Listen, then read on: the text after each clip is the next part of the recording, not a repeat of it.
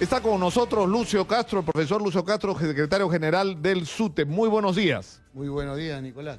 Aquí estamos. ¿Cuál es la situación de la paralización que han convocado ustedes en este momento? Uno, que es un paro convocado que tiene una plataforma absolutamente justa, que ha motivado la movilización del magisterio y que hasta el reporte que tenemos ha asegurado un 70% del magisterio en movilización.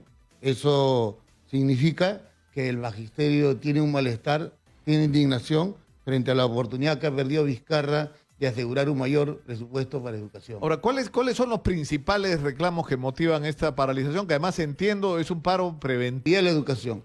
Si el profesor está cualificado y a tono con las exigencias y los tiempos, estamos apuntando hacia la calidad de la educación. Si el Estado da el combustible y el elemento central y sustantivo, que es el presupuesto, estamos caminando hacia la calidad de la educación. Si el padre de familia está en este caso como un soporte sustantivo en este proceso, hacia la calidad de la educación. Si tenemos un currículo idóneo y diversificable en atención a la realidad del Perú, caminamos hacia la educación. Lo cierto y concreto es que en infraestructura no hay presupuesto suficiente.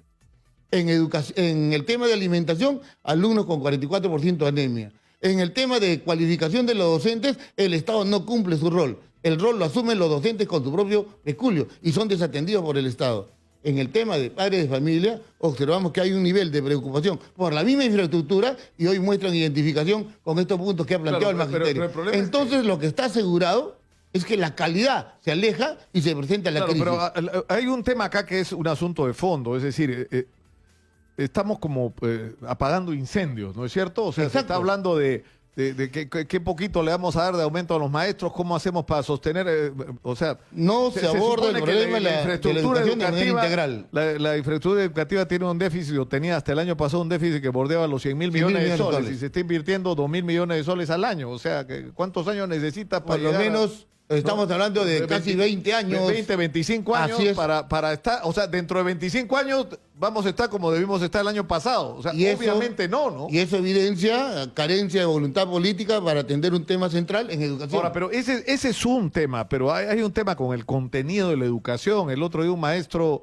un hombre muy experimentado en temas de educación, me decía, en el Perú tenemos una educación analógica cuando el mundo ya es digital. Deberíamos haber transformado nuestro contenido.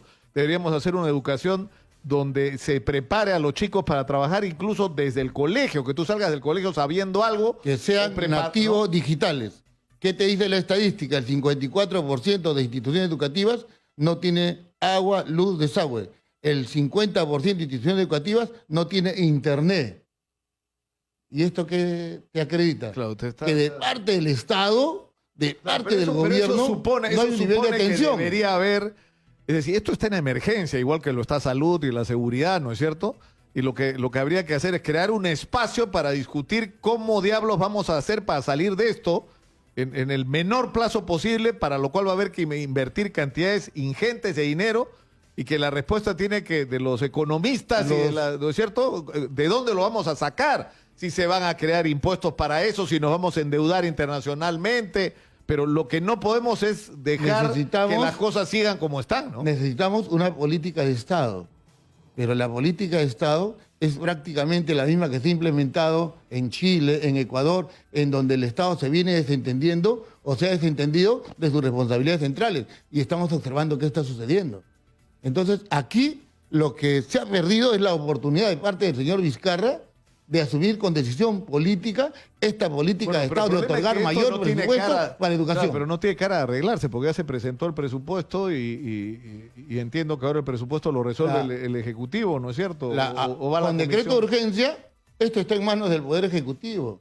Y consideramos que cuando hay voluntad y decisión política, todo se puede hacer. Ahora, hay un asunto que es importante. Escuché una entrevista que le hicieron al profesor Pedro Castillo Terrones esta mañana, que desconoce este paro y convoca una huelga. El señor está en su lógica natural. Tú sabes que ha habido flexibilización laboral, flexibilización para efectos de formación de organizaciones sindicales en la lógica de dividir, y él ha apostado por la lógica de dividir. Y para los maestros en el Perú, el asunto del SUTE está bien internado en el cerebro y corazón, y aquel que divide traiciona. Y por eso es que no avanza, y por eso es que va a terminar pero es una especie de acabando competencia. por Si ustedes inanición. dicen paro, yo dicen huelga. Si ustedes dicen huelga en algún momento... Son estilos de trabajo. Nosotros decidimos paro en atención a decisión de delegados. Y él decide de manera independiente y autónoma distintas medidas de lucha, y la historia y el tiempo nos está diciendo que en todas ha fracasado.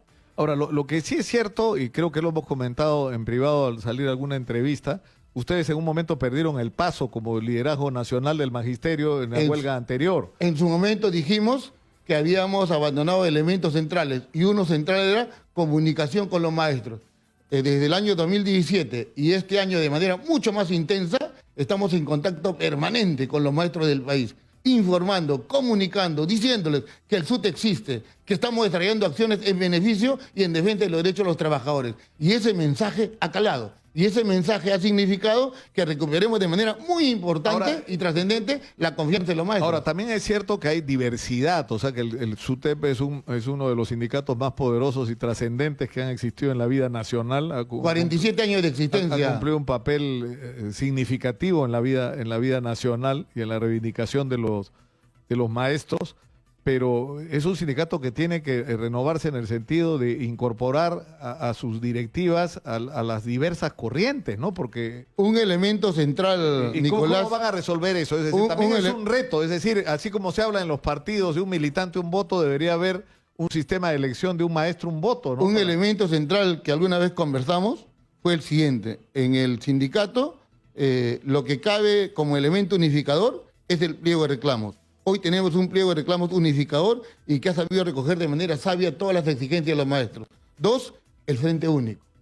La participación de distintas fuerzas, corrientes, formas de pensar, unidos justamente por ese pliego de reclamos. Eso hoy está sucediendo en el SUTE. Y justamente por eso hemos recuperado la confianza, y eso se está afirmando. Y eso se manifiesta en ese 70% del magisterio que hoy respalda el paro nacional. Última pregunta, profesor Lucio Castro. Si el gobierno no reacciona a este paro, ¿qué es lo que viene?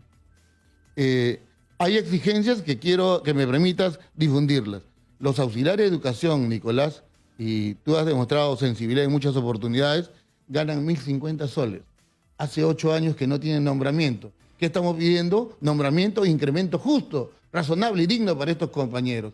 Los cesantes y jubilados, después de 35 o 40 años, están hoy con un promedio de 689 soles como pensión. Eso es indigno, insoportable, pero sucede en el país. Por debajo del sueldo mínimo vital. Los maestros en el país tienen una deuda social que los distintos gobiernos han abandonado y desatendido. Hoy la ministra, que señalaba en los medios de comunicación, atendemos la exigencia del SUTEP de que hay una deuda social, preparación de clases con los maestros. Mediante decreto de urgencia, vamos a ver que ya no pasen por el Poder Judicial y se emitan resoluciones administrativas. Queremos que así sea.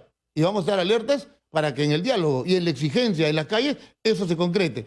La ministra decía con respecto al aumento, nosotros hemos dicho, queremos un aumento digno. Sabemos que lo digno para nosotros es 3.579 soles, 85% de la UIT. Queremos su propuesta, señor. Usted que para diciendo que es prioridad en educación. Ayer, en la presentación del Proyecto Educativo Nacional, ha dicho, educación es prioridad. Y eso es falso. Y la cantidad de presupuesto lo demuestra. Oye, además hay una cosa, y una vez más que es cierta, ya no está el Congreso en el medio. Así es. O sea que ha tenido pura decisión política. Así es. Bueno, muchas gracias. No la ha tenido y no la ha aprovechado.